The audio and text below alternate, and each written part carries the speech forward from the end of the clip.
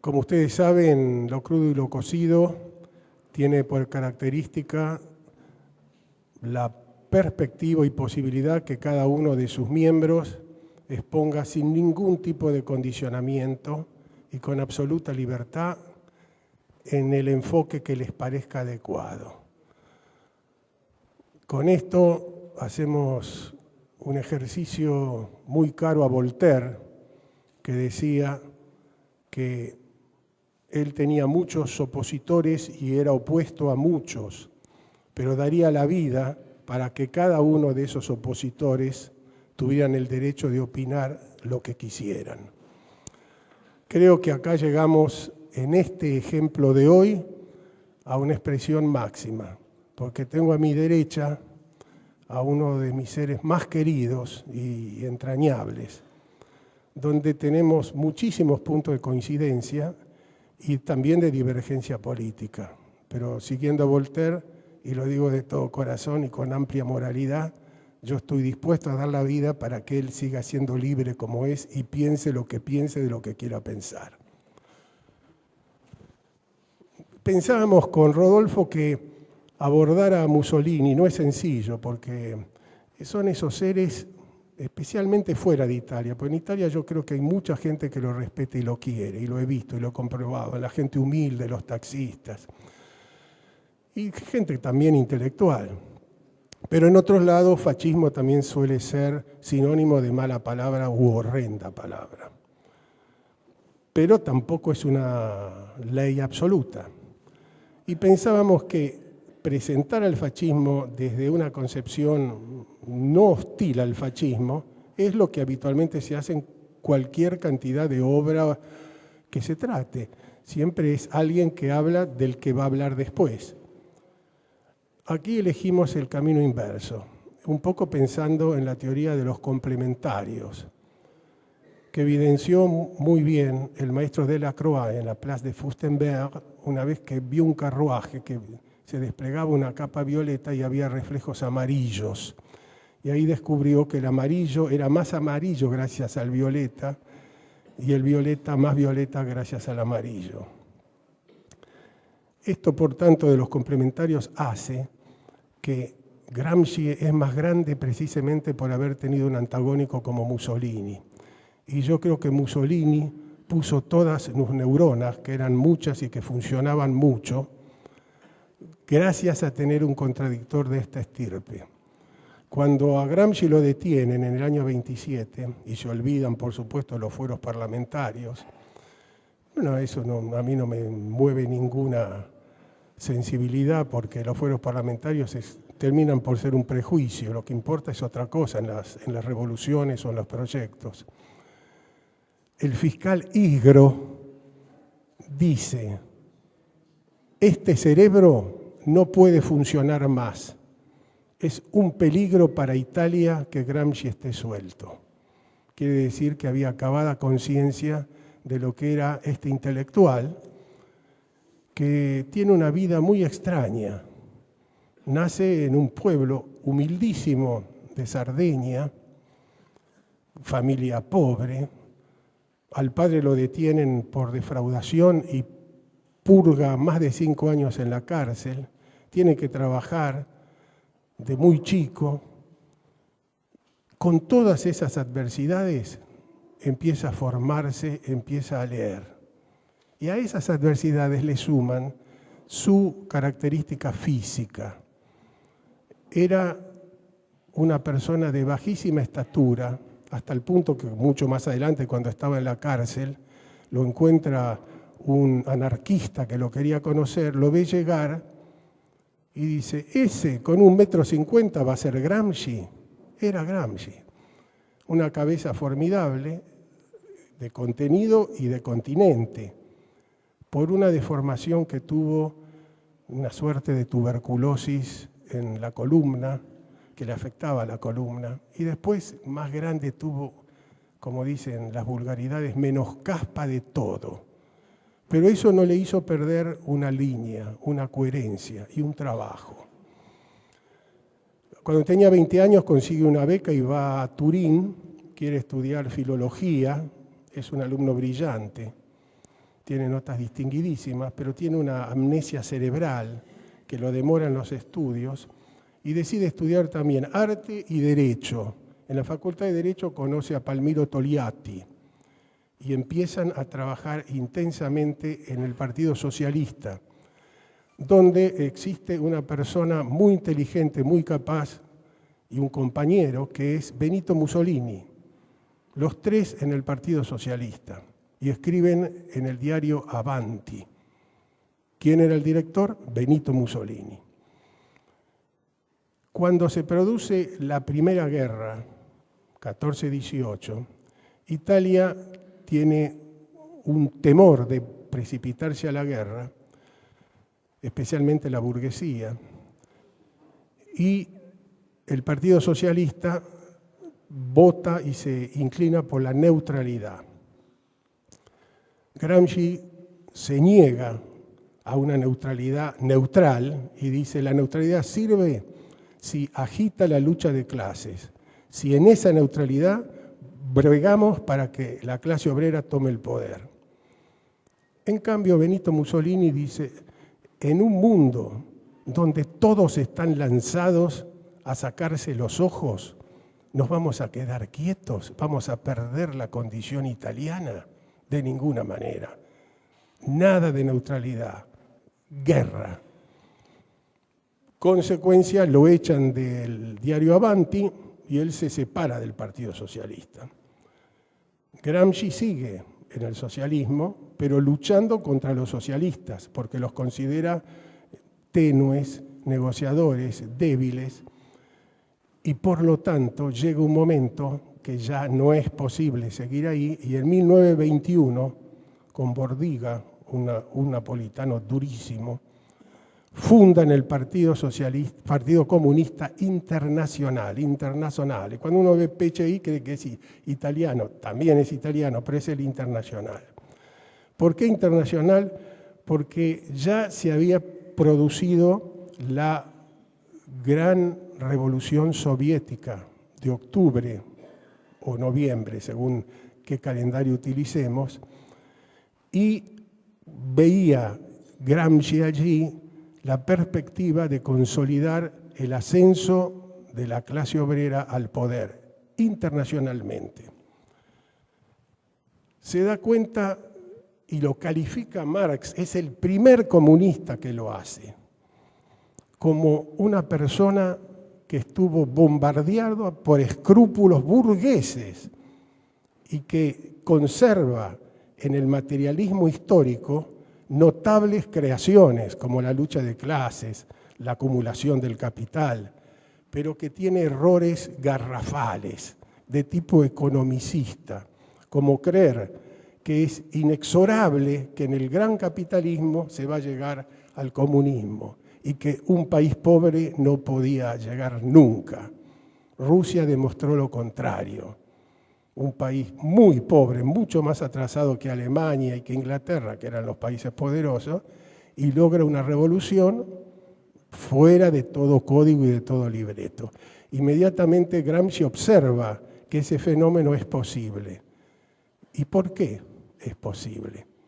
Porque se dan condiciones objetivas para ese encaramiento, donde las direcciones las miden y asumen en la lucha un protagonismo que las lleva al triunfo, que fue lo que pasó en lo que fue luego la Unión Soviética. Pero inmediatamente ahí empiezan grandes conflictos. La teoría internacional de Trotsky, a la que de alguna manera adhiere Bordiga y Gramsci, con mucha cautela, porque él está en contra de la autarquía nacional de Rusia, pero lo defiende a Stalin, porque indudablemente Stalin no era un dirigente estúpido. Todavía no pensemos en la guerra segunda, que realmente es una sola, porque la Primera Guerra y la Segunda Guerra es la misma, tienen una pausa, pero el conflicto tiene la misma característica. Entra, por lo tanto, en una fase acelerada de lucha, y en Turín trabaja en las fábricas, inventa esa figura de los comités de fábrica para la toma del poder. naturalmente generan una represión y una persecución. En una jornada mueren, por ejemplo, 50 obreros, pero sigue trabajando. Y se va a la Unión Soviética. 1922 conoce una violinista muy hermosa, está la foto ahí en ese panel que pusimos, se llama Julia Schust, con la que se contrae matrimonio.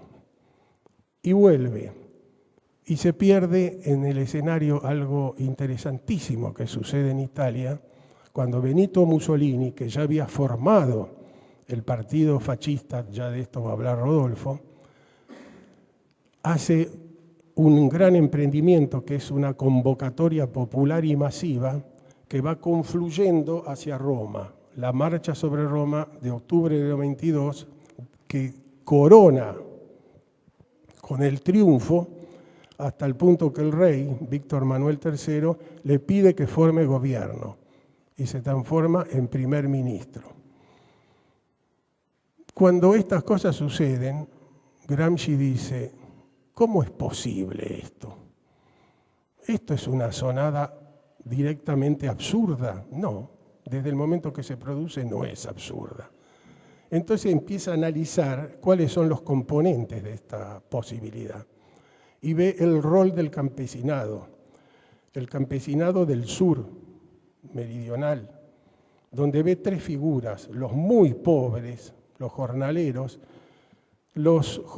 medios o pequeños propietarios y la gran burguesía latifundista.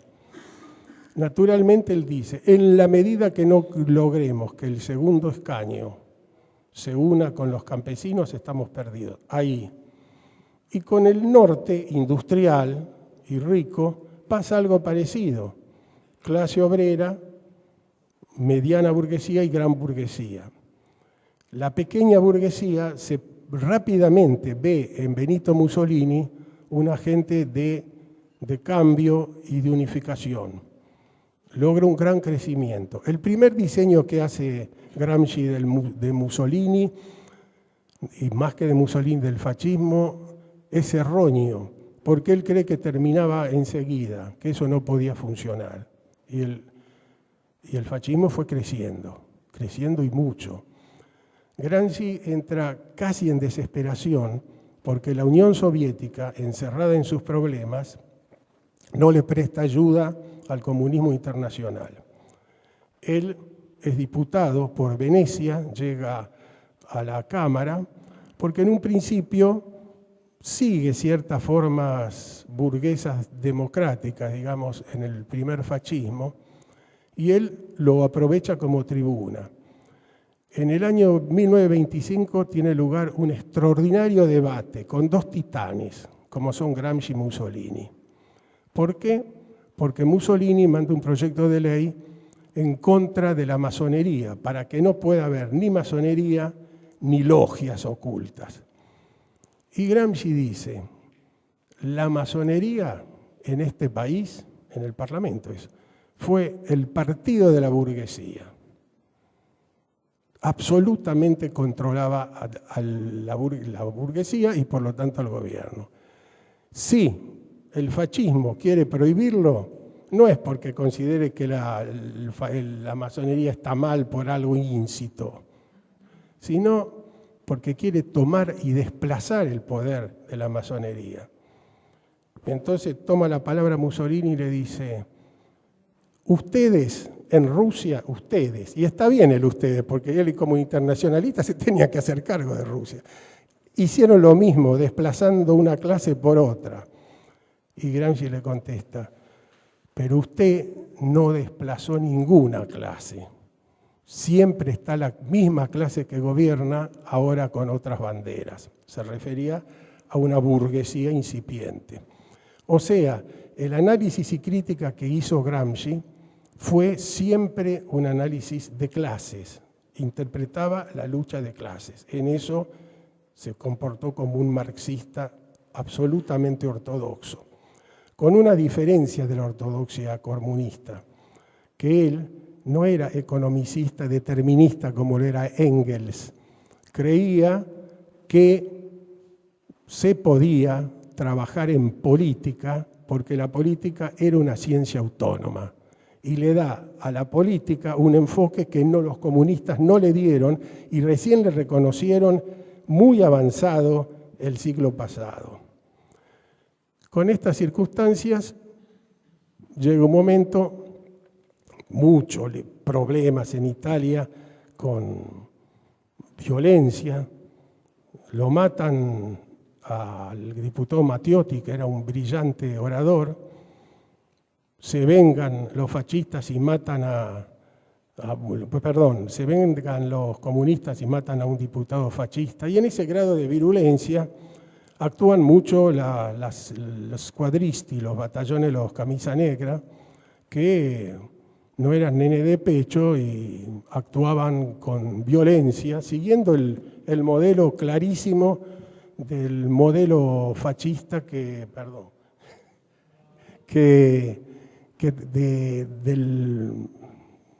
principio que ya había encarado desde los primeros tiempos el profesor Rapañeta, más conocido como Gabriele D'Annunzio,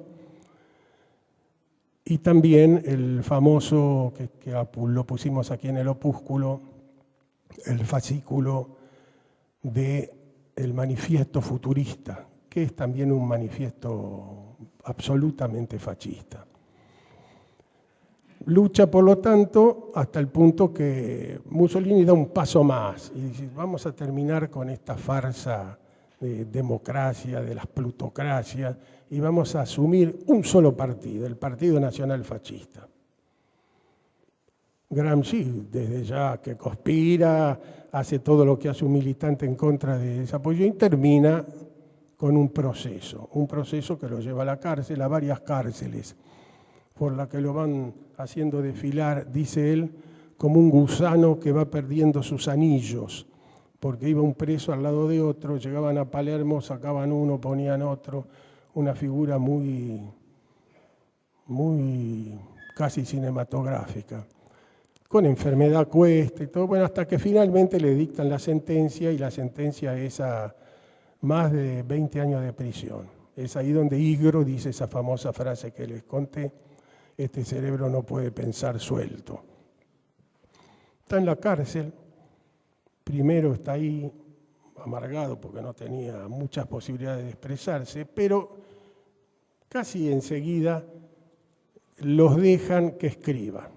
Un régimen duro en el sentido de que no podía tener 400 libros a su disposición, sí en la biblioteca que podía consultar permanentemente, y en su celda 4. Dejaba uno, podía agarrar otro.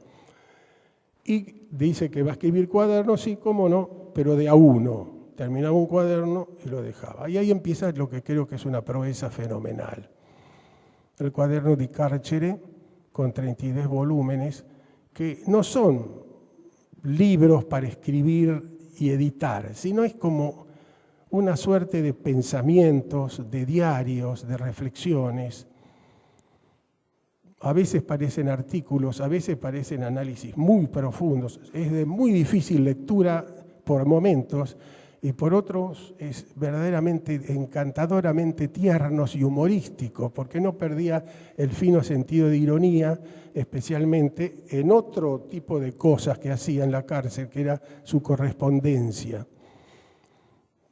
Escribió muchísimas cartas, más de 500, muchos a su hijo y a su mujer Julia y a su cuñada Tatiana, que estaba en Roma, más a los militantes y a los dirigentes.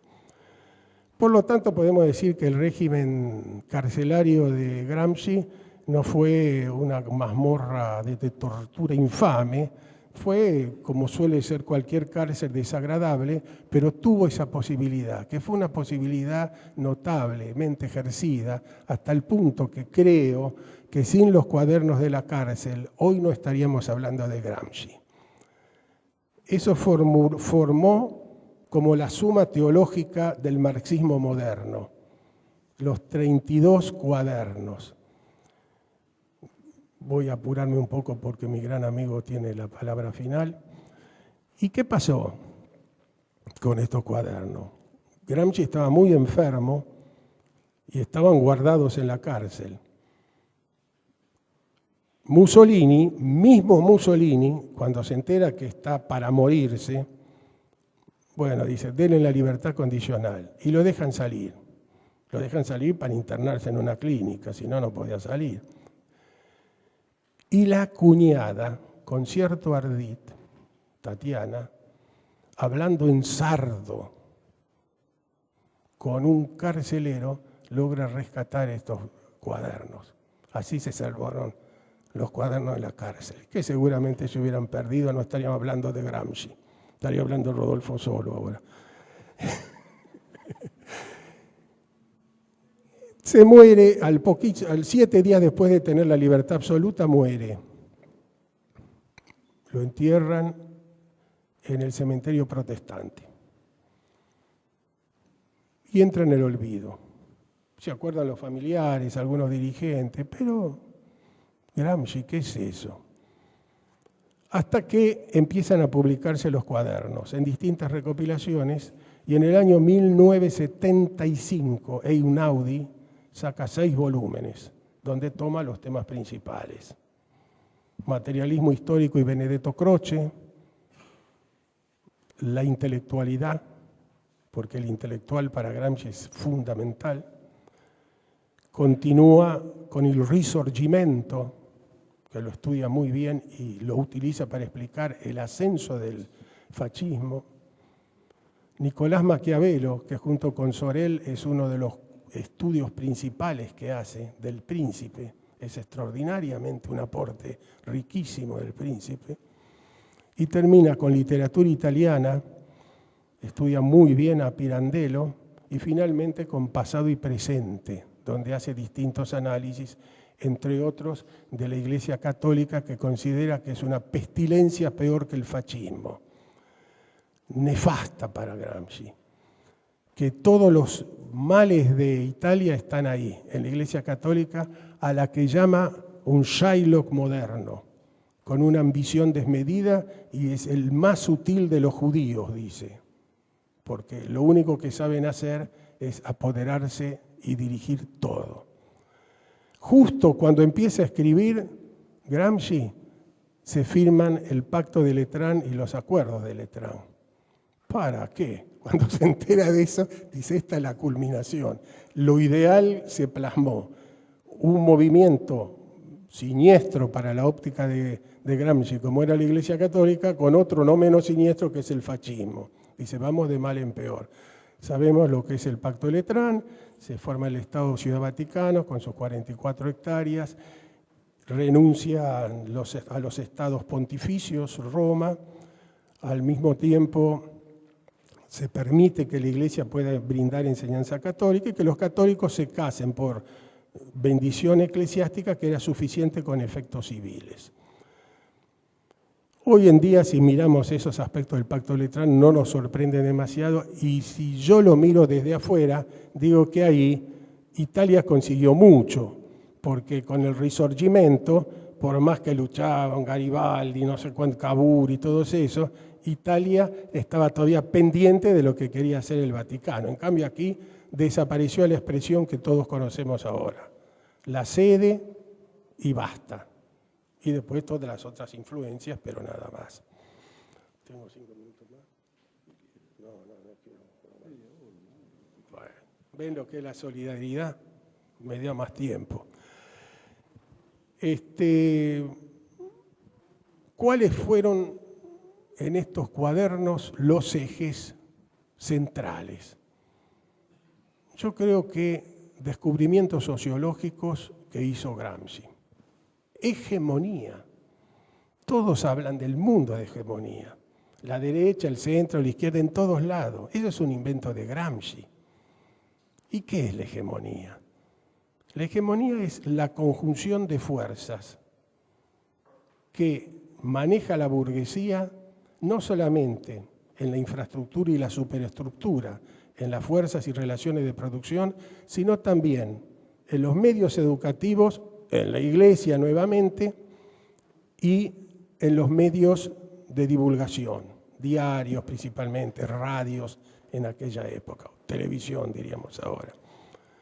Esa hegemonía es el que la detenta, controla todo. Es más importante que cualquier cosa. Según Gramsci es más importante que la fuerza, dice, pues la fuerza uno la cambia fuerza por fuerza y se tiene. Si no se tiene hegemonía no se puede. ¿Y cómo se logra?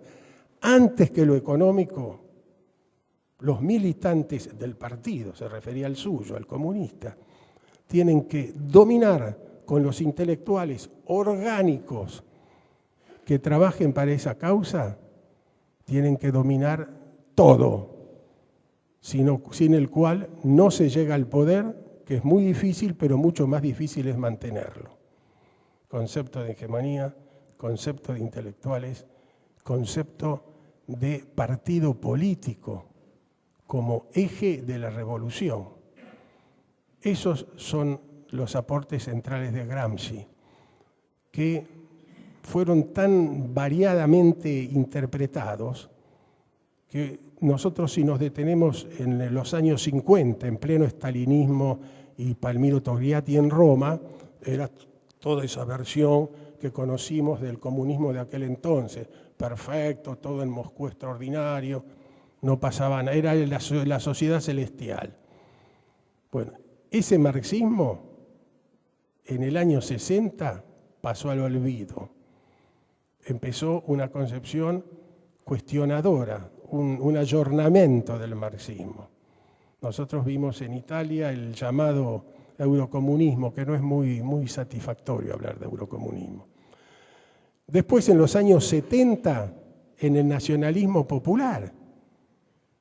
Yo me acuerdo, era profesor de la facultad, para nosotros Gramsci era el bate, era el máximo.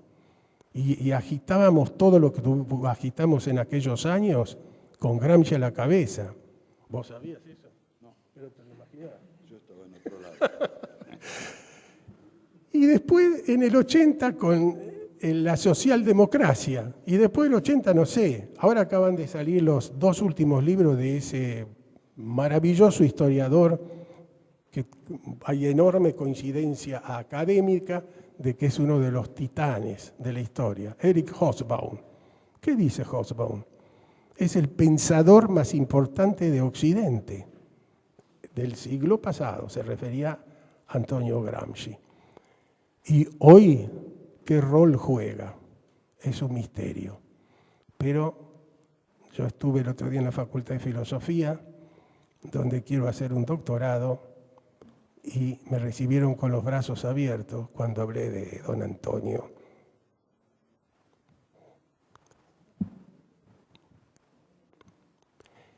Y las cátedras principales del pensamiento filosófico de la Universidad de Buenos Aires tienen por referente a Antonio Gramsci.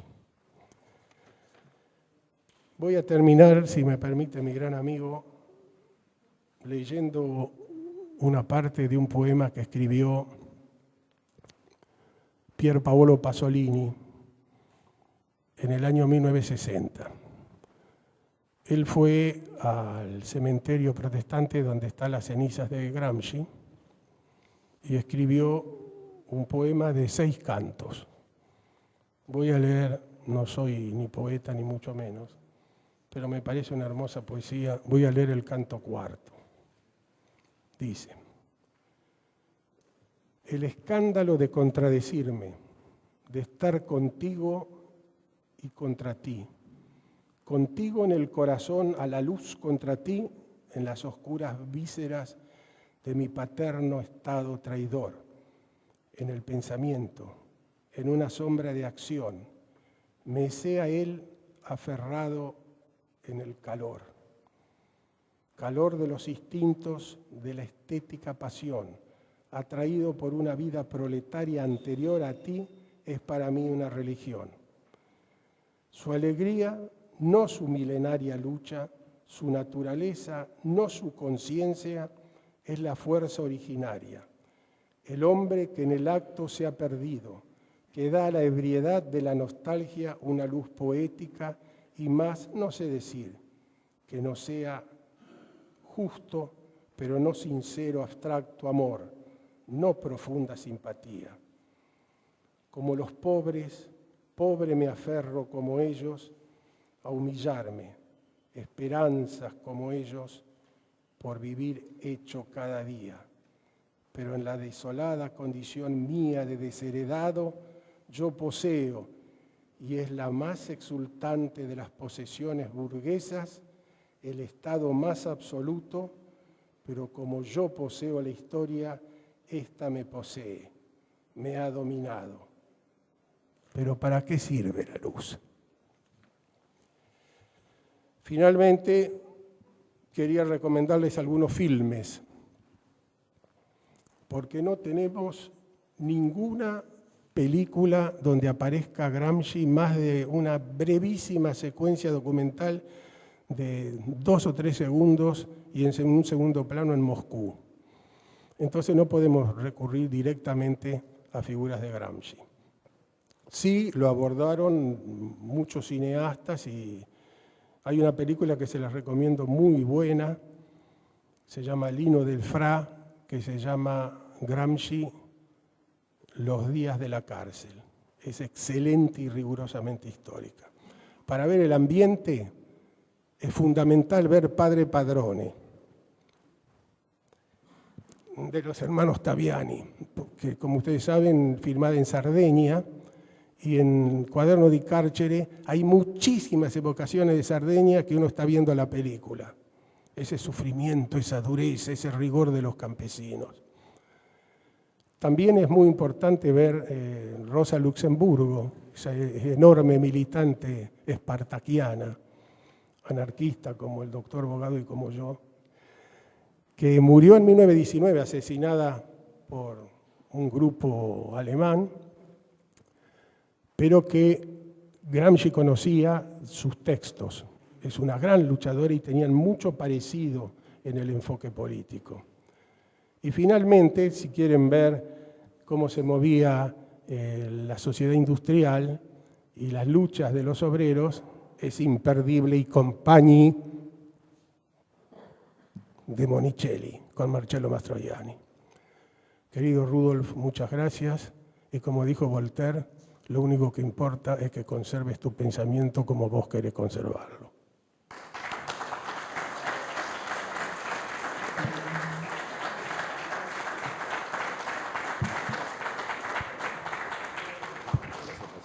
Como comprenderán, es un poco difícil hablar después de un hombre de brillante oratoria como el doctor Horacio Bauer, que además maneja a la perfección toda la dialéctica de izquierda. A mí me toca hablar de un tema mucho más amplio, que fue la vida de un líder mundial. En mi concepto particular, la vida de Antonio Gramsci, muy bien abordada por Horacio, en el fascismo fue simplemente una anécdota. Dicho eso,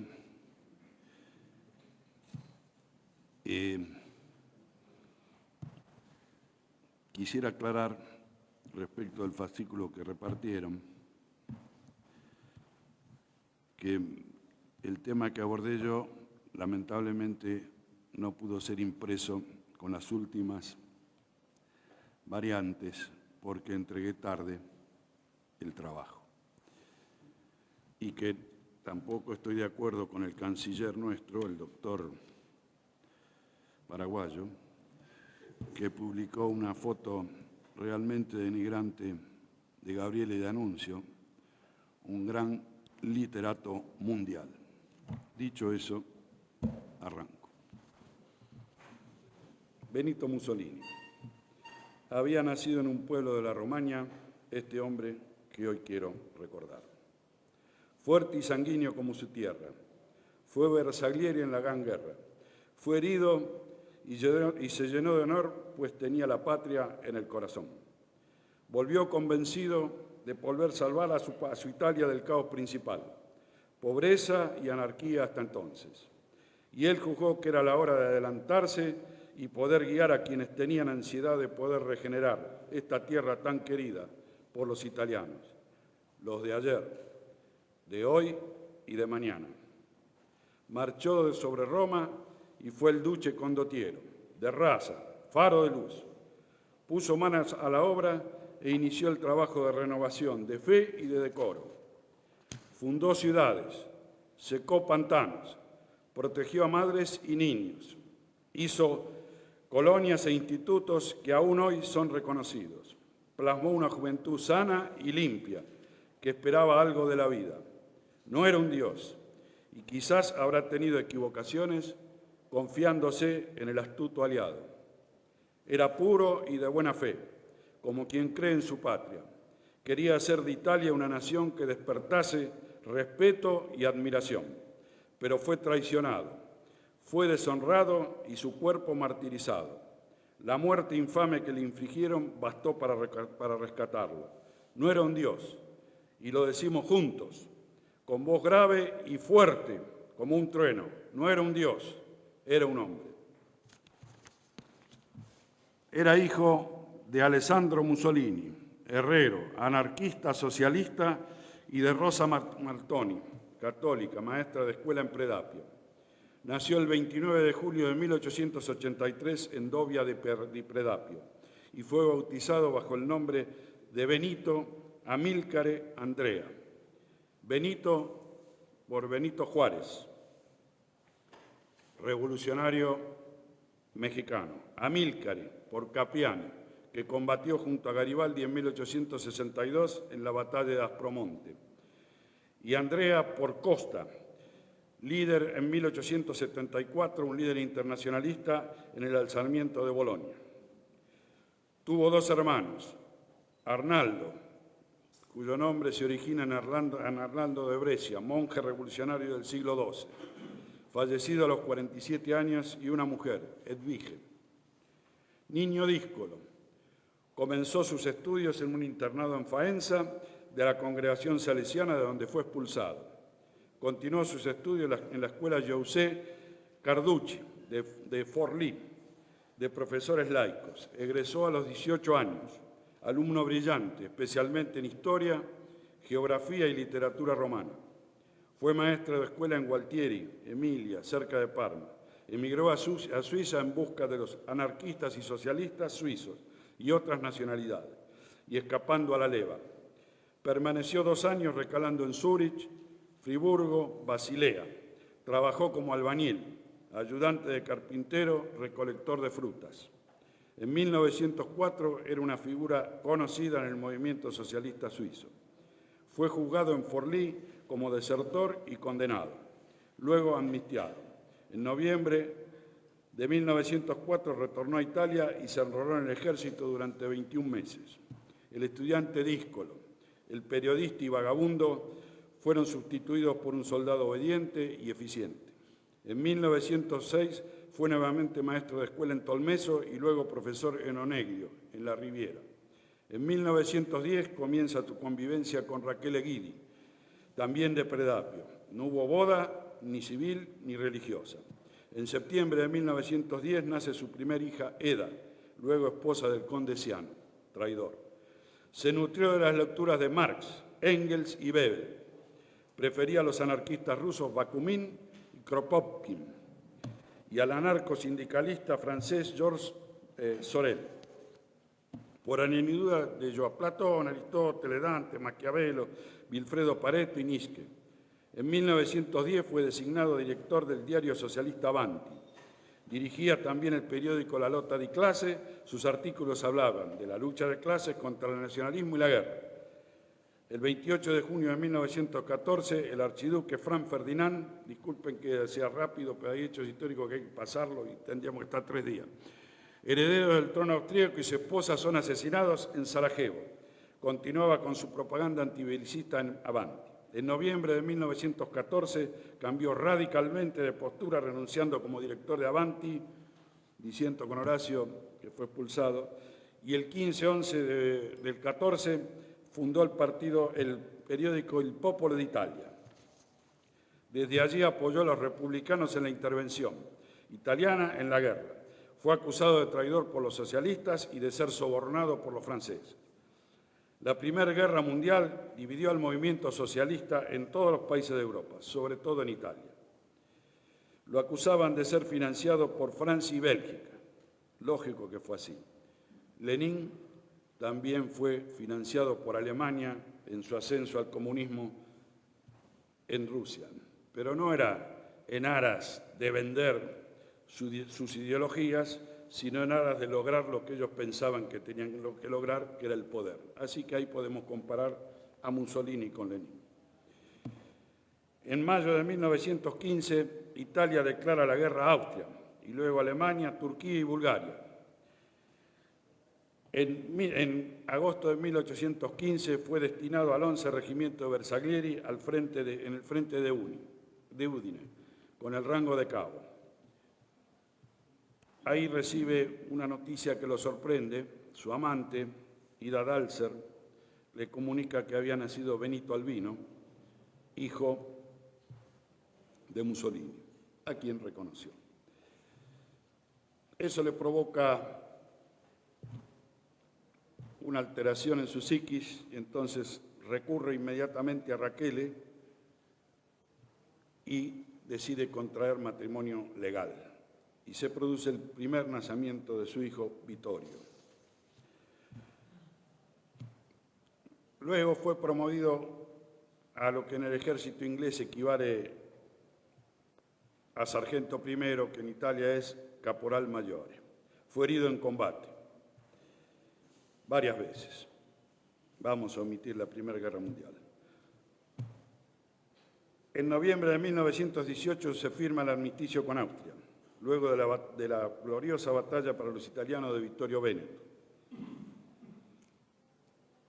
Versalles, el vergonzoso Tratado de Versalles, solo de la Italia, el Trentino y la ciudad de Trieste, no el Fiume, Istria y Dalmacia, la influencia que ya tenía en Albania, tampoco le fue reconocida, y las islas dodecanesas, que todos habrán estado viajando en barco por el Mediterráneo. Tampoco el ex territorio de Jubalandia, que le había sido prometido por los ingleses en África. Y en realidad, Mussolini piensa que eso es lo mismo que le habían ofrecido los austríacos para que Italia no entrara a la guerra. Entonces, ¿para qué entró a la guerra? Esas fueron la actuación de las potencias occidentales contra Italia luego de la Primera Guerra Mundial, que justifica muchas de las actuaciones posteriores de Mussolini. Luego de la guerra, Mussolini une a sus grupos fascistas y en marzo de 1919 crea los Fasci de Combattimento. Su programa en ese entonces era conceder el voto a los mayores de 18 años, sin calificación vinculada a la propiedad, porque en Italia hasta ese momento votaban únicamente los que eran propietarios. Sistema electoral con representación proporcional. Edad de 25 años para los diputados en lugar de 31 años. Eso es lo que decía el Duce, criticado por todo el mundo, por el enano fascista. El Senado debía ser abolido. Los diputados elegidos en elección general debían dictar una nueva constitución en el término de 3 años. La jornada laboral debía ser reducida a 8 horas. Fiume y Dalmacia debían ser cedidas a Italia. La palabra facho, para el que no lo sepa, significa en italiano as y alude al principal símbolo del partido fascista, tomado del símbolo de poder de los antiguos lictores romanos, un haz de varillas vegetales en torno a un hacha. En ese entonces, el gran Gabriele D'Annunzio, gran nacionalista italiano, no fascista, toma el Fiume. Mussolini envía los squadristi, que era su fuerza de combate, en apoyo. En noviembre de 1919 hay elecciones generales en toda Italia. Mussolini y Toscanini, el director de orquesta, que luego fue traidor también, del partido fascista, fueron candidatos. Solo sacó 4.637 votos contra 160.000 votos socialistas. Y ahí empiezan a ser la fuerza del fascismo, Italo Balbo en Ferrara, que aumenta los fascistas de Ferrara de 300 a 3.000 en un mes, Grandi en la campaña, se llamaba Dino, un abogado de Ferrara. Ahí se produce el nacimiento verdadero del fascismo. Vamos a tratar de obviar. En abril de 1921 se disuelve el Parlamento y se llama elecciones generales. Los fascistas ahí sí obtienen 38 escaños. Los socialistas cayeron un 30%. Son minoría en la Cámara. En septiembre de 1921 se resuelve transformar los fachis de combatimiento en el Partido Fascista Nacional. El 31 de diciembre de 1921, el Partido Fascista Nacional tenía 249.026 miembros. Luego de marchar con éxito sobre Ferrara, Bolonia, Ravenna y Milán, resolvieron marchar sobre Roma. Mussolini debía mantener el equilibrio entre los conservadores y los jefes del ejército, y también no repudiar a los republicanos. Es decir, debía montar el caballo fascista y el caballo conservador y mantenerse en el medio para lograr su propuesta. Mientras los squadristi hablaban de una marcha, el duce estaba en Roma, participando en reuniones con Facta, Nitti, Gigliotti, ex primeros ministros, para llegar a un acuerdo político. Como líder de un partido con 18 escaños, con 38 escaños no tenía peso, pero sí sería fuerte con los miembros de su partido marchando sobre Roma. 4 cuadrimviros organizan la marcha sobre Roma. Bianchi, Balbo, De Becchi y el general Bono, que había sido un héroe de guerra en la guerra contra Turquía, que después también lo traiciona. El 24 de octubre de 1922, en Nápoles se acordaron los detalles finales. La marcha iba a ser el 27 de octubre. El primer ministro Facta, esa noche, le pide al rey que declare el estado de sitio. El rey le concede el estado de sitio. Facta vuelve a las 6 de la mañana a firmar el estado de sitio. Oh, sorpresa, el rey se niega a firmar el estado de sitio. Con lo cual, Facta renuncia y designa al primer ministro a Salandra. El rey, ni corto ni perezoso, hace llamar a su secretario, al duce, que se encontraba en Milán, invitándolo a participar del gabinete de Salandra, él y 5 fascistas. El duce reniega de eso. Preocupado el rey, vuelven a llamarlo al duce y ahí le ofrece formar gobierno. Y resuelve enviarle su tren personal a Milán para que venga a Roma. Benito se niega a ello y toma un tren de línea. Ahí toma conciencia de lo que era la organización de los trenes en Italia, dominado por los comunistas y por todas las huelgas que solían hacer esos compañeros que tenían, que mencionó Horacio, Palmiro Togliatti, Antonio Gramsci y otro que se llamaba Bordita. Toma el tren de línea y arriba a Roma al otro día a las 6 de la mañana, donde estaba esperándolo uno de los cuadrimviros, Scorza, que no era cuadrimviro, uno de los fascistas, que lo recibe con 3.000 fascistas. Y ahí va a ver al rey y el rey le ofrece formar gobierno. Ya me olvidé de los papeles. Le resuelve formar gobierno. Entonces, en ese entonces, como hoy, en Italia, todos los que le recomendaban formar gobierno tardaban días, semanas en formar. Sin embargo, el duce retornó a la hora con su gobierno formado. Este aquí, que a los 39 años se convirtió en el primer ministro más joven de Italia. Cavour lo había sido a los 42 años en el reino del Piamonte en 1852, pero nunca antes uno de 39 años.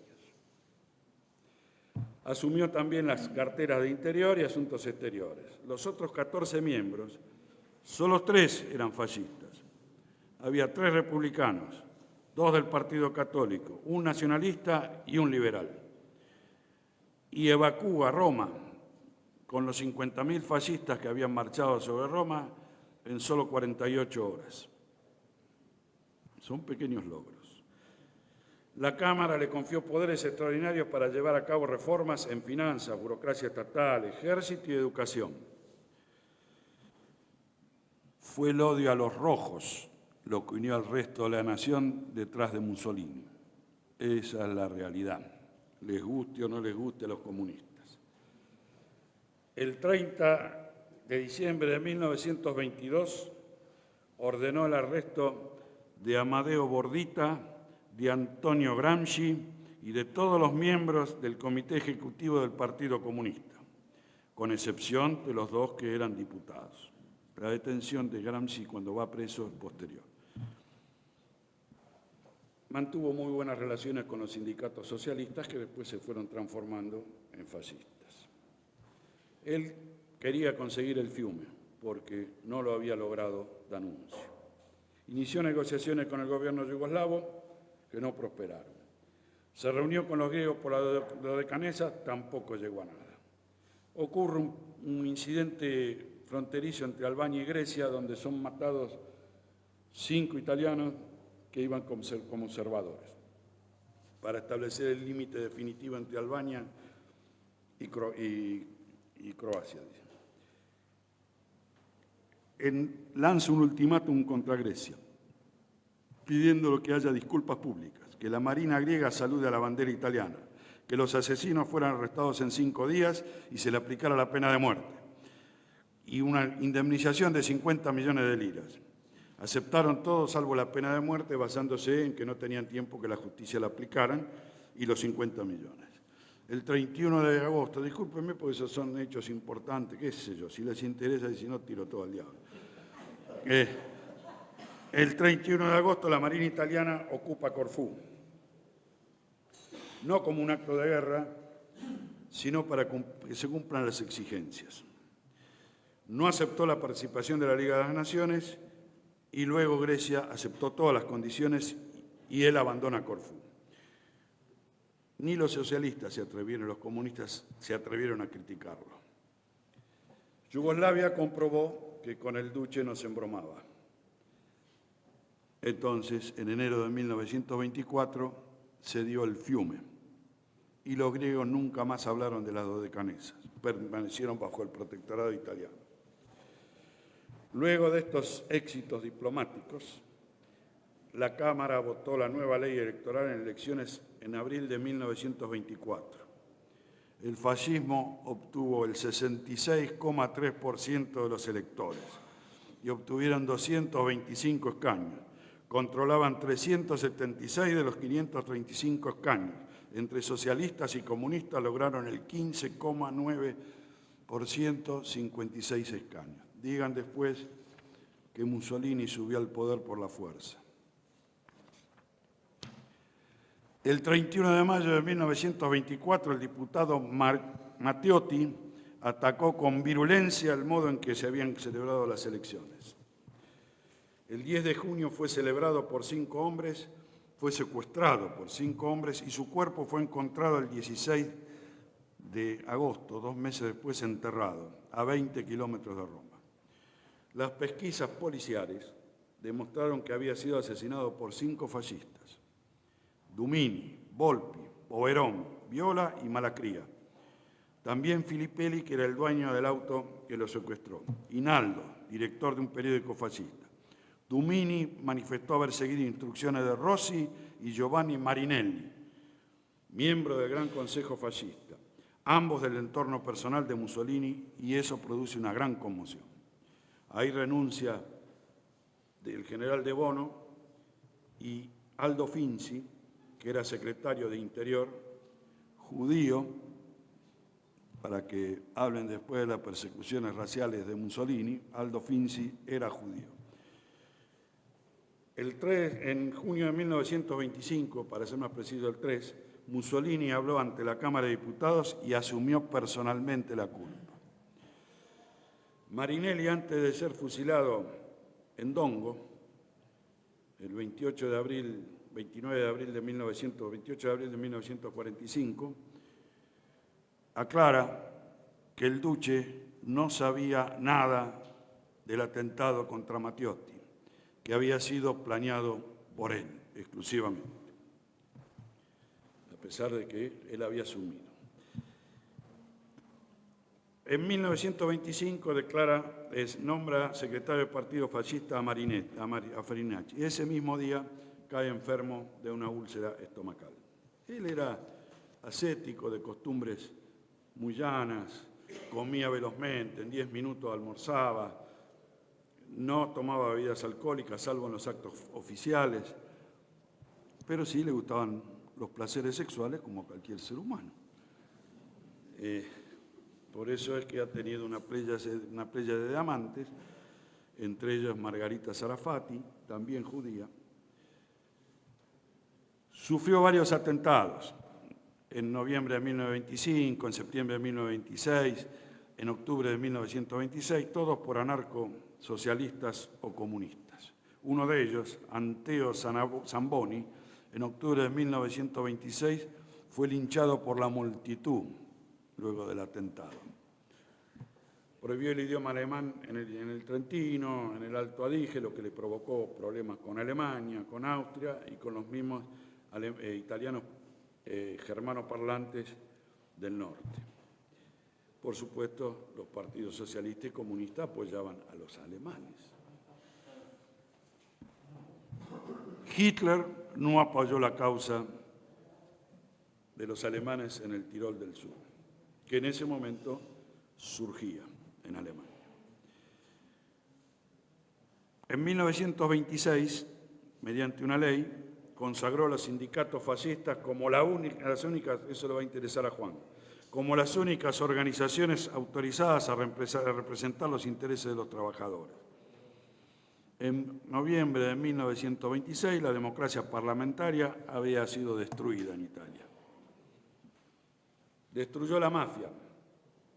En noviembre de 1925 designó a Cesare Mori en Sicilia. Arrestó a todos los mafiosos conocidos y delincuentes. Nunca en los 17 años que siguieron en 1926 hubo actividad mafiosa en Sicilia, hasta que la organización fue revivida durante la Segunda Guerra Mundial por los norteamericanos, entre ellos Frank Nitti y todos los que ustedes ven por televisión, que es Lucky Luciano. Las relaciones con la Iglesia, él quería acercarse a la Iglesia, por eso en agosto de 1926 empieza a tomar contacto con Pietro Gasparri, secretario del Estado Papal, que luego, a raíz de que él crea las organizaciones fascistas juveniles, o sea, los Figlios de la Lupa, los Balila, los Fasci de Combattimento, y bueno, toda la escala de la juventud hasta llegar a fascista. Y prohíbe la acción católica. Eso demora un poco el arreglo con la curia, pero el 11 de febrero de 1929 Mussolini, Grandi y otros funcionarios se presentaron en el Palacio Laterano o Letrán, como quieran llamarlo, para firmar el tratado. El Papa reconocía el Reino de Italia y su soberanía sobre la ciudad de Roma, con excepción de la ciudad del Vaticano. Intercambiaron embajadores. El Estado italiano reconocía legalmente a las corporaciones eclesiásticas como monasterios y conventos, educación religiosa obligatoria en las escuelas del Estado, matrimonios religiosos válidos. Se alcanzó la solución a 70 años de disputa. Se le pagó a la Iglesia una compensación de 1.750 millones de liras. Los socialistas y comunistas condenaron el tratado. En 1929 abolió las elecciones legislativas. Los diputados serían propuestos, cosa que habría que hacer en la Argentina. Los diputados serían propuestos por el Gran Consejo Fascista y el electorado de toda Italia podía aceptarlos o rechazarlos. Se convocó un plebiscito. El pueblo debía responder sí o no al apoyo al gobierno, al fascismo y al Duce. El 24 de marzo de 1929, el 89,6% votó por el sí, o sea, 8.519.559 votos y solo 155.761 por el no, 1929.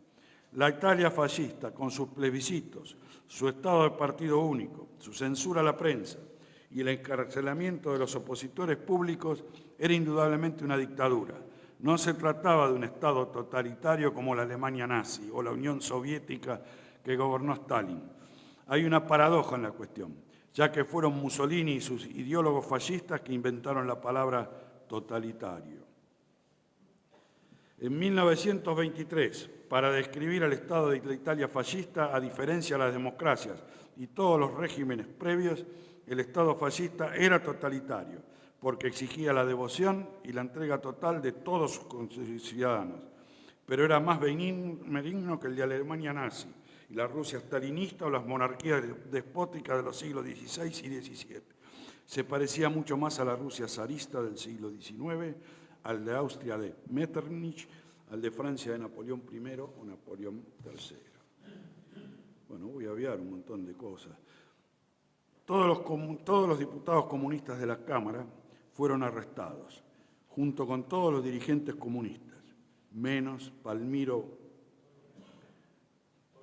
Togliatti, socio de Gramsci, que estaba en Rusia y permaneció allí, donde se convirtió en miembro del presidium del Comité Ejecutivo de la Internacional Comunista y bajo el seudónimo de Ercole Ercoli, en uno de los encumbrados dirigentes del Movimiento Comunista Internacional. Por supuesto, él después retorna subrepticiamente en septiembre de 1944 con la guerra ya casi lista a hacer lío en la República Social Italiana, la República de Salò. Y fue miembro, después les traje un libro para que lo quiera consultar, eso para última hora, para que no hablen más de los asesinatos fascistas.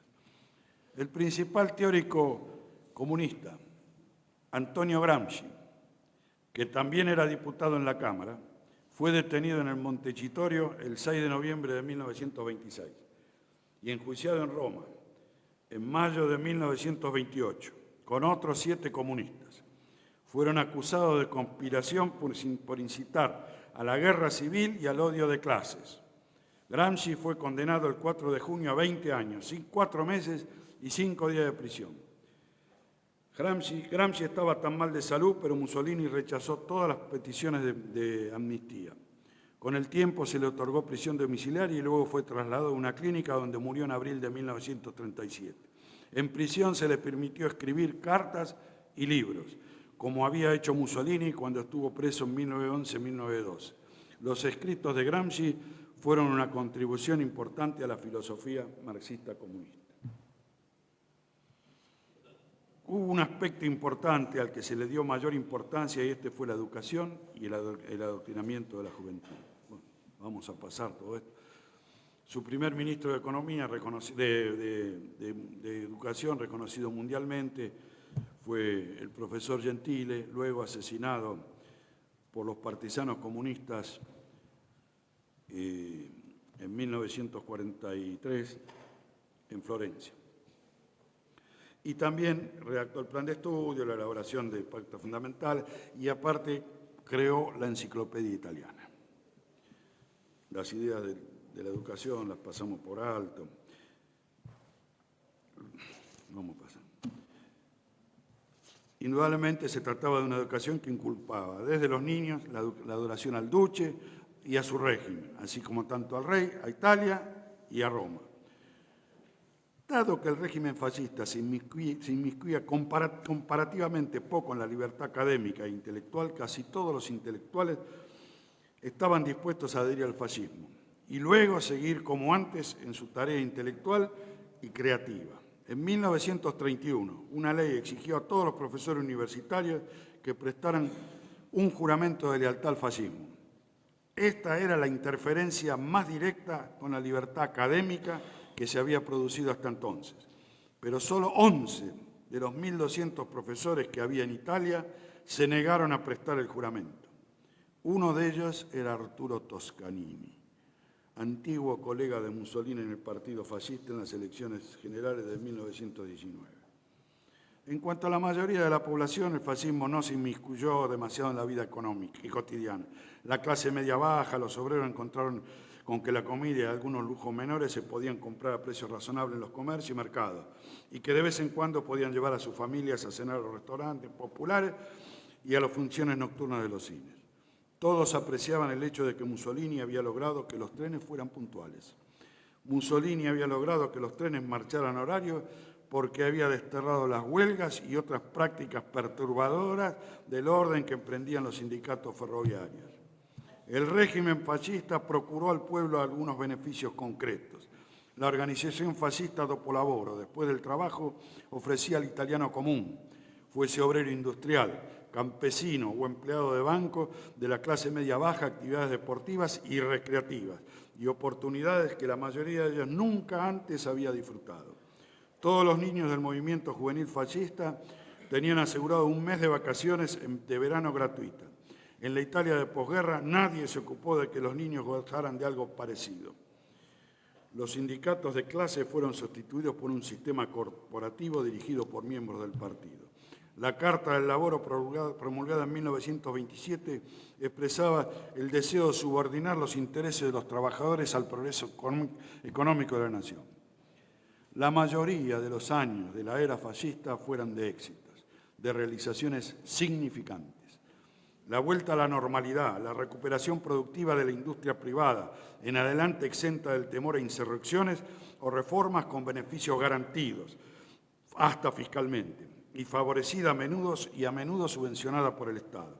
Incremento en la agricultura, y ya sea con el apoyo de los grandes terratenientes, ya sea con las reducciones y los fomentos para uno u otro cultivo, forzosos y costosos, pero realizados en un clima de proteccionismo sin preocupaciones de costo.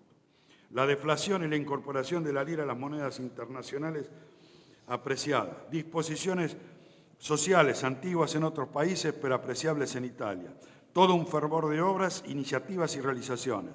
Los saneamientos urbanísticos, la variación de la romanidad, el embellecimiento de los grandes centros, la ampliación de la red de caminos, la tutela de los emigrantes, el cuidado de la juventud, el desarrollo de los deportes, de las actividades no laborales, de la cinematografía, de la aviación, todo lo cual era por entonces una gran novedad. Significaban que las cosas iban mejor en forma verdadera.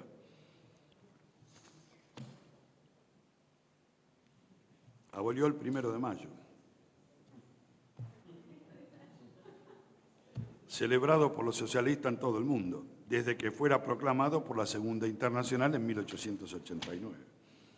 Hacia 1930 la depresión económica mundial estaba en marcha y alcanzó, vamos a tocar un tema económico para terminar, y alcanzó su pico más alto en 1932 y los primeros meses de 1933. Provocó deflación monetaria, caída de los salarios y los precios, aumentó la pobreza y el desempleo alcanzó niveles sin precedentes, particularmente en Inglaterra, Estados Unidos y Alemania. Conmovió seriamente la fe de la gente en el capitalismo y el régimen democrático de gobierno. Los comunistas aseguraban que esta era la crisis terminal del capitalismo pronosticada por Marx y que hasta que el capitalismo no fuera derribado por la Revolución Comunista Internacional, el nivel de vida de las masas no recuperaría aquel al que había llegado antes de comenzar la depresión en 1929. La depresión hizo caer al segundo gobierno laboralista en Inglaterra, al presidente Herbert Hoover en Estados Unidos y a la democracia parlamentaria en Alemania. Pero Mussolini salió de la depresión con su reputación mejorada. La desocupación había llegado a su pico en febrero de 1933 a 1.229.000 personas, comparada con las 2.700.000 personas sin empleo en Inglaterra. En enero de 1933, con los 11,5 millones de Estados Unidos y con los más de 5 millones en Alemania, la cifra de desocupados italiana resultaba favorable. Tomó algunas medidas para aliviar la situación. Cambió su política de impedir la inmigración. Mussolini aceptó las teorías económicas de John Maynard Keynes y sus seguidores, que pensaban que un gobierno podía salir de la depresión mediante la expansión del gasto, es decir, que en lugar de recortar el gasto público, debía incrementarlo para ofrecer trabajo a los desocupados y dar así a la deprimida economía nacional un impulso para su reactivación. Así Mussolini emprendió una serie de obras públicas. La más publicitada fue la limpieza de las marismas del Pontino, en las cercanías de Triunfo. La carta de triunfo de Mussolini para enfrentar la depresión fue anunciar que estaba creando un Estado corporativo. El 14 de diciembre de 1933, Mussolini dijo: el método de producción capitalista ha quedado desactualizado. La depresión mundial no era simplemente una más entre las crisis que sobrevenían regularmente en los países industriales y a los que siempre seguía la expansión y una renovada prosperidad. Esta depresión tenía su causa en un defecto fundamental del capitalismo. Por lo tanto, la revolución fascista aboliría el capitalismo y lo sustituiría, no con el bolchevismo ni con el socialismo internacional, sino con un Estado corporativo. El 20 de marzo de 1930, en un acta del Parlamento, se estableció el Estado corporativo, es decir, que se forman 22 corporaciones que involucran todas las actividades que se le pueda imaginar dentro de las actividades italianas, no como Perón acá, que le dio la fuerza a los sindicatos. Mi amigo Juan me va a criticar, sino que le dio fuerza por igual a todos los sectores, no tanta fuerza a los sindicatos que permanecían más o menos aplacados. El hecho de que hubiera anunciado que había creado el Estado corporativo era suficiente para mostrar que estaba haciendo algo. El fascismo se basa en la supremacía del Estado, rechaza el liberalismo, que exalta los derechos del individuo por encima de los del Estado, porque el Estado está compuesto por muchos individuos y el todo es más importante que la parte. El individuo solo puede realizar plenamente sus potencialidades sirviendo al Estado. Del mismo modo, el fascismo rechaza el socialismo, que pone la lealtad a una clase por encima de la lealtad al Estado. El fascismo rechaza la doctrina del materialismo histórico de Marx, que afirma que la lucha entre las clases económicas es el motor de la historia. El fascismo no niega que estos intereses materiales de clase existen, pero cree que en las grandes naciones los intereses egoístas de clase deben dejar paso al ideal glorioso del servicio al Estado. Es decir, en pocas palabras, propone la realización del individuo a través del Estado y no a la inversa, como proponen los comunistas, la realización del Estado a través del individuo. Bueno, el 30 de enero de 1933 asume Hitler. Los sentimientos con Hitler eran ambivalentes, nunca los aceptó. Esto lo voy a pasar todo por alto. Él lo que quería lograr era que Hitler no se metiera en Austria y Austria se metiera en el norte de Italia. Firmó un pacto de acero que fue nefasto entre Ciano y von Ribbentrop. Y bueno, eso da origen a que Hitler después invadiera, reclamara los Sudetes, y ahí hay una actuación brillante de Mussolini en 1938 en Múnich, que se convocó urgente a los 4 primeros ministros, Chamberlain por Inglaterra, Daladier por Francia, Mussolini por Italia y Hitler por Alemania. Eran 10 en esa reunión y el único que hablaba los 4 idiomas era Mussolini y fue el intérprete. Y además fue el que redactó el pacto. Brillante su actuación, evitó la guerra, porque los amigos franceses y ingleses, con disculpa de la palabra, cagaron a los checoslovacos y le hicieron ceder todo lo que se podía. Y no solamente eso, conformaron a Hungría con otros sectores y a Polonia, que también se hacía la buenita, también se quedó con parte de Checoslovaquia. Y en Eslovaquia también gobernaba un cura, Josef Tiso, que era más nacionalista y más nazi que Hitler, que aprovechó toda esta circunstancia para hacer una serie de desastres. Bueno, todo eso desembocó en que Hitler invadiera Checoslovaquia. Esto es muy vasto de hablar. Y se produce la Segunda Guerra Mundial. La actuación italiana en la Segunda Guerra Mundial no fue de la mejor. Pero previo a eso, y no lo quiero omitir porque ya se hizo muy tarde, Mussolini resuelve invadir Etiopía, lo logra, luego, que era la antigua Abisinia, es un gran éxito de él porque arruina a los ingleses, y porque en la doctrina fascista el imperio no es solo una expresión territorial, militar o comercial, sino también moral y espiritual. El fascismo veía o ve al imperialismo como la consecuencia lógica del nacionalismo. Todo eso hace que él invade Albania, invade Etiopía, crea el imperio, digamos, que él quería creer. Estoy obviando, pero años y años de historia, para no romperle más los cataplines.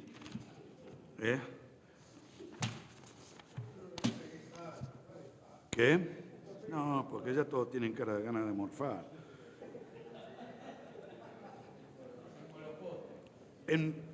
La guerra en España. La guerra, Franco, una vez muerto Sanjurjo, asume la conducción de la guerra contra los revolucionarios comunistas o el gobierno comunista español y pide apoyo a Hitler y a Mussolini. Primero Mussolini es reacio. En cambio, Goering aconseja a Hitler que le mande pertrechos y armamentos. Francia le manda aviones y pertrechos a los republicanos. Eso hace que el duce se resuelva a entrar en la guerra y manda 5.000 soldados italianos, 50.000 soldados italianos y parte de la aviación italiana. Que ahí se producen muchos combates en Guadalajara, en Málaga. En una sola fueron derrotados los italianos, después tuvieron brillante actuación en bombardeos, no en el bombardeo del famoso cuadro de Picasso, ¿cómo es que se llama? De Guernica, que no participaron los italianos, sino solamente los alemanes. Pero ese cuadro también es una mentira histórica para todos los que van a verlo y lo contemplan con gran... Ese cuadro ya estaba hecho desde mucho antes. ¿Y qué hizo este promisorio pintor, adorador de las ideas comunistas también? Le cambió el nombre. Agregó 2 pajaritos muertos y le puso Guernica. Ese, para que le sepan ustedes que van a contemplar, ese es el Guernica que ustedes ven. Esa es la gran mentira. Bueno, eso concluye que el 28 de marzo de 1939 se rindió Franco y fue la victoria de la guerra civil. Hoy, los partidarios de Mussolini en Italia y también en otros países reivindican que, más que los errores que puede haber cometido, merece que se le reconozca su gran logro. Derrotó al comunismo en España. Sin duda, Mussolini desempeñó un papel importante en la victoria de Franco en España y triunfó en esa instancia. España fue el único lugar del campo de batalla entre el fascismo y el antifascismo donde el primero resultó victorioso. Antes de que pasaran 6 años, el fascismo había sido derrotado en Etiopía, la Unión Soviética, los Balcanes, Europa Central, Francia, Alemania e Italia. Pero en España los fascistas retuvieron el poder casi 40 años. En 1937 abandona la... Bueno, hay un hecho importante. También en 1937, junto con Hitler, en Berlín, le habló al pueblo alemán durante media hora en un brillante alemán. Que si lo escuchan, yo hablo muy poco alemán, pero le entiendo más a Mussolini que a Hitler cuando hablan. Bueno, todo eso hizo que el tema de los judíos. A Alemania le preocupaba que Mussolini no era antisemita. Nunca había dicho o hecho nada contra los judíos. Nunca. Es más, él mantenía que estaba mucho más preocupado que por los 70.000 judíos que había en todo el imperio italiano. O sea, en Italia había 47.000 y vivían 24.000 en el Estero. Estaba más preocupado por eso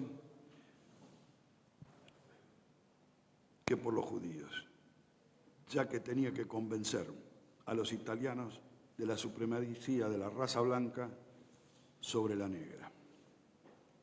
Eso es real y lo comparto.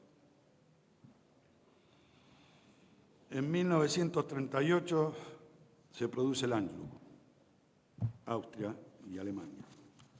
Bueno, después viene la invasión a Checoslovaquia, que ya les hablé, y toda la porquería esta.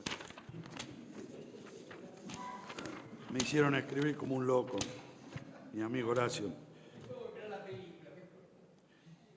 El 10 de febrero de 1939 murió el Papa Pío XI. Su secretario, el cardenal Pacelli, fue elegido para sucederlo. Tomó el nombre de Pío XII.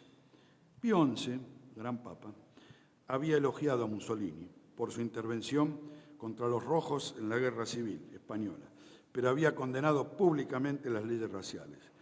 Pío XII, que era más anticomunista que su predecesor, nunca criticó públicamente las leyes raciales.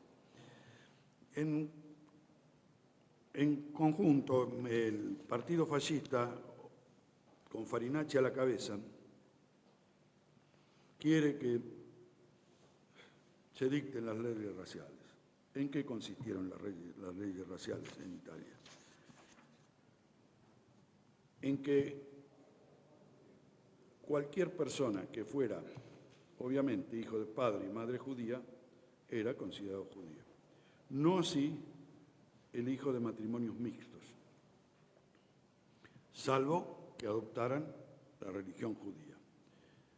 Y protegió a los judíos puros, hijos de madre y padre judía, que habían peleado en la Primera Guerra Mundial, que habían participado en la Guerra de Abisinia, que habían participado en toda la guerra italiana, no se los iba a perseguir. Se les prohibió tener cargos públicos, ser maestros, pero la vida para los judíos en Italia no era terrorífica, era suave. Tan es así que todos los judíos, los que pudieron, austríacos y alemanes, se refugiaron en Italia. Y el total de judíos deportados de la Italia ocupada, no de la Italia fascista, la Italia ocupada por Alemania, desde 1943 en adelante, fueron nada más, es un número, 7.000, comparado con los 6 millones que dicen que hay del Holocausto. Bueno, la contribución, llamémosla italiana, bajo dominación alemana, fueron de 7.000. Pero él nunca quiso meterse, amén de que lo pueden escuchar en discursos, decir barbaridades, porque obligado ya estaba entregado a su gran error, que fue la alianza con Hitler. Porque omití decir tantas cosas para llegar a esto que no lo puedo justificar en pocas palabras, porque omití, qué sé yo, 20 años de desarrollo de todo esto. Lo que sí quería recalar un poco es en la traición que le produce el yerno, porque muchos hablan del conde Ciano como un genio. El conde Ciano, Galeazzo Ciano, se había casado con Eda, la hija mayor de Mussolini. Y cuando en 1943 el Consejo Fascista, reunido a raíz de una propuesta de Grandi, de Dino Grandi, resuelven pedirle al rey que Mussolini no sea más primer ministro.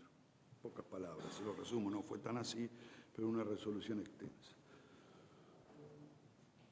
Había varias mociones y el duque pidió que primero se votara la moción de Grandi. 19 votaron a favor de lo propuesto por Grandi, 7 en contra y 1 abstención. Por lo tanto, el duque supuestamente había sido derrocado. Entre los 19 estaba Del Bono, De Becchi, Marinelli, Bottai, Federsoni, Acerbo, Albini, Bastiniano y Ciano, su yerno. Los 7 que votaron en contra eran Scorza, Buffarini y varios más. Y Mussolini consideró que, habiendo sido aprobada la moción de Grandi, no había por qué votar todas las otras que eran a favor de él. Así que lo dio por bueno y al diablo. Un diputado, uno de los miembros del Consejo Fascista, Cianetti, que una hora después de haber votado se arrepintió y pidió cambiar el voto, no se lo permitieron. A la mañana siguiente dejó por escrito que su voto era en contra de la destitución del Duce. Ese lo salvó la vida después. Bueno, el Duce al otro día continuó su vida normal en la Villa Torlonia, que cualquiera que vaya a Roma vaya a verla porque es digno de verlo. Eso es un museo fascista. Ahí terminó, lo hizo su hijo Romano, el padre de Alessandra Mussolini, hoy diputada en el Congreso Europeo, linda chica, hija de una hermana de Sofía Loren. Bueno, ahí lo convoca el rey y le dice: Duce, no más. El Duce no lo acepta, se va y un capitán lo acompaña hasta la puerta y le dice: lo llevamos. No, me voy con mi coche. No, es una orden, Duce, lo llevamos. Y ahí lo pasean en varias cárceles, la última fue la Magdalena, hasta que los comunistas, teniendo miedo de que el Duce fuera rescatado, resuelven confinarlo en el Monte Sasso. En realidad la historia es media ambigua esa, porque en ese momento eso estaba bajo dominación alemana. Sin embargo, Hitler dibuja a través del coronel Otto Skorzeny todo un rescate con paracaidistas, pero iba uno de los jefes de la policía italiana, Storti creo que se llamaba, y lo rescatan al Duce y se lo llevan a Alemania. Eso quedó escrito en la historia como un gran rescate de Otto Skorzeny alemán, pero en realidad esa zona estaba bajo dominio alemán. Obviamente había muchos partisanos, había muchas cosas, el ejército italiano todavía andaba por ahí, pero esas cosas hay que admitirlas. Bueno, ahí va Alemania, Hitler resuelve crear un Estado italiano nuevo, Mussolini pretende ir a Roma, los generales alemanes no lo dejan y se instala en Gargano, en Salò, en el lago di Garda. Y bueno, ahí hace varias cosas, crea un nuevo himno italiano, forma nuevamente el ejército, combate contra los alemanes que en ese momento fusilaban por cada soldado alemán matado por los partisanos, entre 50 y 100 personas elegidas al azar por los oficiales alemanes como represalia de guerra que se aplicaba en todos los países de Europa. Y el Duce, enfurecido, dice: ¿cómo van a matar italianos, animales? Entonces logra que el mariscal Kesselring reduzca los asesinatos a 10 por cabeza y solamente antifascistas o partisanos.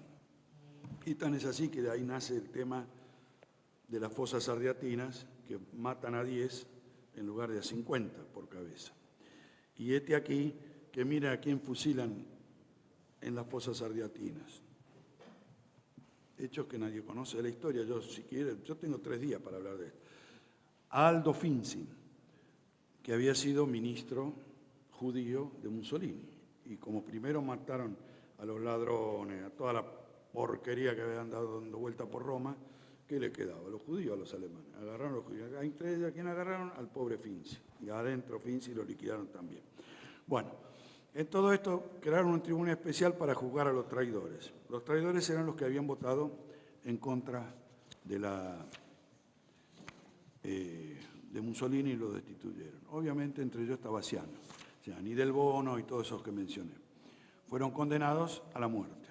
Y Ciani, en esos días, Eda, la hija, se movió para que no lo fusilaran, lo fue a ver a Himmler para entregarle todos los diarios del conde Ciano, donde este buen yerno, para todos los que tengan hijas, había escrito durante años en contra del Duce, a pesar de haberlo apoyado y uno de los instigadores de que entrara en la Segunda Guerra Mundial. Y Hitler le dijo, no, Himmler, al diablo, mándelo a Saló, que fue lo que hizo. Y a su vez también Eda sacó una carta que había escrito Galeazzo Ciani de la cárcel subrepticiamente y se la mandó a Churchill, donde hablaba loas de Churchill, el ministro de Asuntos Exteriores italiano de Mussolini, y le decía que era un gran hombre, cosa que Churchill había decidido en 1927, había dicho que él hubiera estado combatiendo hombro a hombro con los fascistas. Después cambió totalmente, estaba dándole armas a los partisanos comunistas para que amasijaran al duce. Y bueno, esa carta nunca fue publicada. Para el que quiera tenerla, yo la tengo. Nunca fue publicada. ¿Por qué? Porque a los detractores de Mussolini no le conviene que esa carta se conozca. Y el conde de Ciano con justicia fue fusilado. Eda nunca se lo perdonó, salvo 10 años, ni a Mussolini ni a la madre. Recién 10 años después acompañó a la madre al mausoleo en San Casano, en Predapio, a visitar los restos del duce. Bueno, con esto creo, salvo como Fido Horacio me pidió 3, 4 minutos, quiero darle fin a toda esta perorata inmune, infame, que a la que me condujo mi amigo Horacio, que es la última vez que escribo. Yo quiero decirles que muchos de los pronósticos de Mussolini resultaron acertados. La Segunda Guerra Mundial condujo a un dominio del mundo por las dos superpotencias, Estados Unidos y la Unión Soviética, que se prolongó por muchos años. En la historia del pueblo italiano no hubo participación efectiva de masas como factor decisivo de su desarrollo. Su historia fue asunto de minorías. Y este hecho, que revista carácter de constante histórica, encuentra ilustración no solo en el campo de la política, sino también en su literatura y en su mística. Dante, Maquiavelo, no aparecen como la expresión de un estado de espíritu colectivo, más bien preconizan, anticipan, teorizan. A los famosos condottieri del Renacimiento le faltó una visión política de proporciones. Ellos actuaron en el ámbito de algunos intereses locales y los dogmáticos de su tiempo fueron objetos de persecución. En el mismo Risorgimiento podría afirmarse que no se llegó tampoco a una íntima fusión entre las ideas de una minoría política directora y la masa del pueblo. Por primera vez en su historia moderna, la Italia de las repúblicas sin número, de las continuas luchas internas, de las facciones, tuvo una visión imperial, una visión romana de su destino, con la presencia polarizadora de Mussolini. La historia, que a nadie perdona y que todo lo esclarece, la historia que considero como un problema de destino y como protección de lo divino en lo humano, formulará invariablemente su juicio. El fascismo es una revolución y conservará su puesto como tal en la historia de las revoluciones, en cuanto formula una filosofía política nueva que, como cualquier filosofía, encuentra posibilidades de irradiación universales. Sin embargo, la formulación institucional de la filosofía fascista no superó los límites de una insurrección. La marcha sobre Roma fue una insurrección que, no habiendo sustituido con la fuerza la forma institucional del Estado y limitándose solo a un cambio de gobierno, no desembocó en una revolución. Al aspecto pragmático del diseño fascista correspondió una formulación dogmática que alcanzó el valor de un cuerpo de doctrina de vastas proporciones. Las manifestaciones fascistas en la política internacional, tanto en la solución de la cuestión romana mediante la conciliación, la conquista del imperio, con la consiguiente expansión en África y con el retorno a una verdadera pasión africana en el ánimo del pueblo italiano, la creación de un sistema de alianzas continentales en la cual Italia jugara un papel de protagonista, la actitud en la guerra de España, la expansión en los Balcanes, la política de las reivindicaciones con respecto a Francia resultan ser el balance de las realizaciones fascistas en esta materia.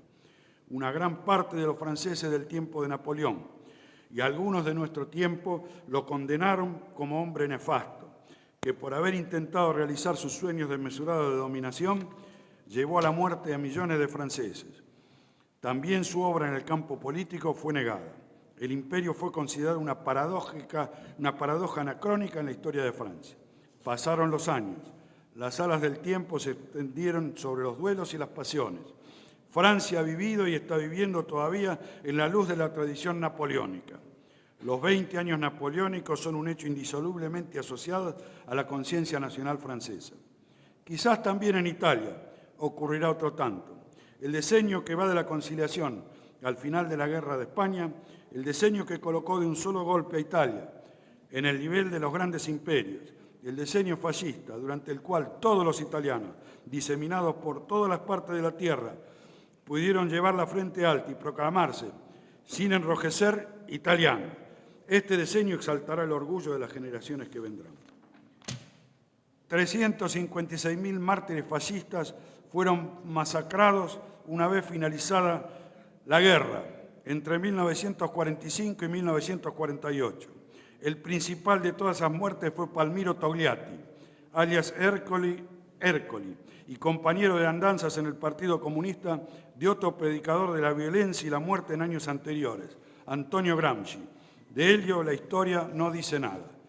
Acá traje un libro para que lo quiera consultar con los 356.000 mártires fascistas, dónde cayeron, en qué lugar y en qué condiciones entre 1945 y 1948. Lo dejo a disposición de ustedes para que nadie más hable de los crímenes fascistas. Gracias.